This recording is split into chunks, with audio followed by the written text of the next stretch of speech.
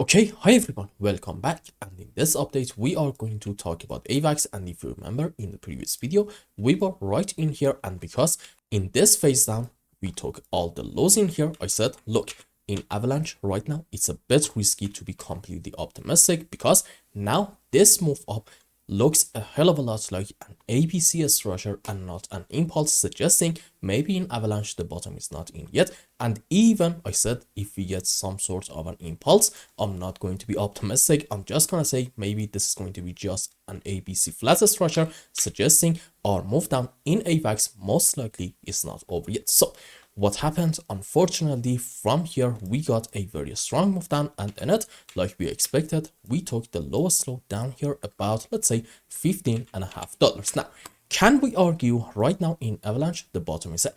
I don't really think so. Sure, we are seeing optimistic signs, but for me they are not enough. Now, what is the optimistic sign in here? You see, if you want to argue that we're gonna have our final low around this area, let's say this is like a very important support, okay, you need to be able to find off of the lowest low a 1, 2, 3, 4, 5 wave up. This specific example is a normal 5 wave.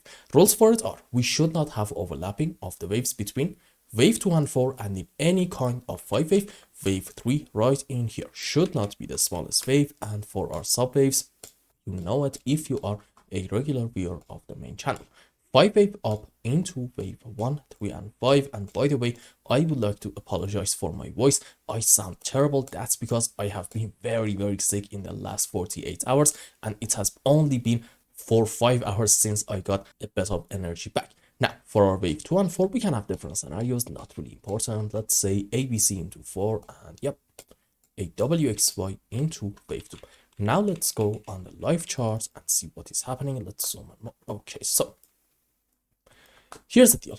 I think off of this point, I can identify a beautiful 1, 2, 3, 4, and another move on the upside into wave 5. Followed by that, I think we can all agree this is a correction structure down. If you want to say the end of our wave 5 is right in here, okay, I think you can make an argument for having in this area an ABC expand flat. Nonetheless, this is some sort of a correction, and followed by that, we got another move on the upside. Now, if you want to be optimistic in Avalanche, then I guess you can say maybe this is 1, 2, 3, 4, and we're going to get another move up into wave 5. And even on higher degree, this is wave 1, this is 2, and then 3, 4, 5. Let's change the colors to white so you can see it a bit better. Okay, and even this white 5 wave up on a higher degree, according to the bullish scenario, might be into a wave 3, 4, 5, and so on and so forth. You get the idea.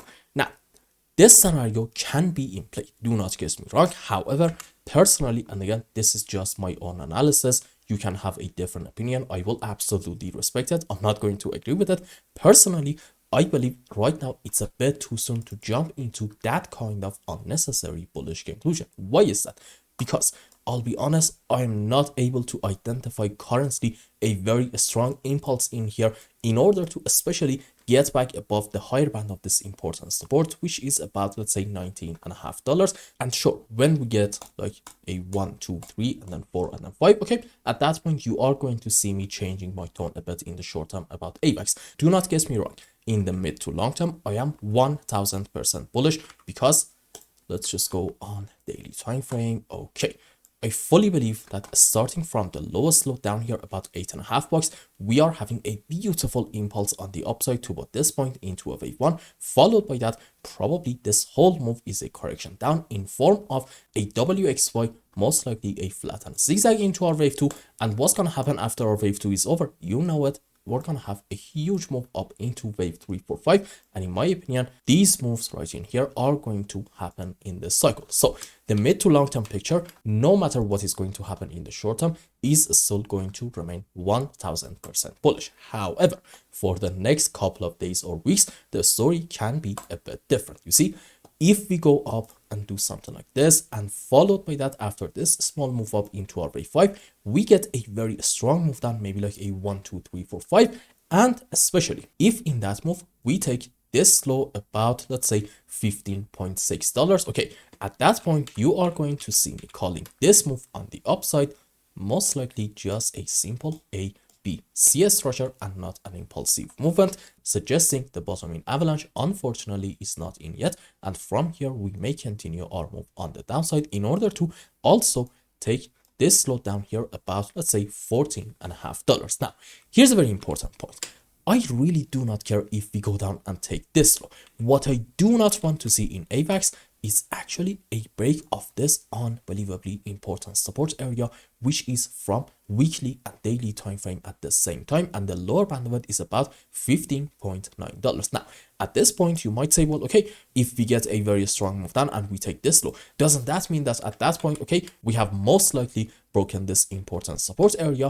No, you see, like I said it earlier, this is from weekly and daily time frame at the same time, and if you want to say this is broken, you need to see a candle close on weekly time frame under this level, then pullback, followed by that a continuation of the move down in order to take this low. So for example, you may see in H1 time frame a very quick move down in order to, again, possibly even take this low, but then after it, if we get a very strong bounce back, okay, at that point this is going to be just a simple fake out like the one that we had right in here and also here.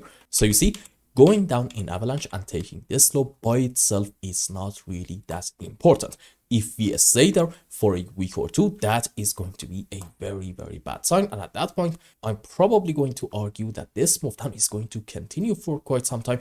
And maybe we're going to continue this move for another 30 to even 40%. But since we're not there yet, let's not jump into also that kind of bearish conclusions. Let's take everything step by step. And for now, let's just focus on this low and see, are we going to take it or not? If we take it, it's not going to be a good sign for us. And I hope I explained everything well and you understood what is going on in AVAX's price chart. And until the next update, I hope you have a wonderful time. Goodbye.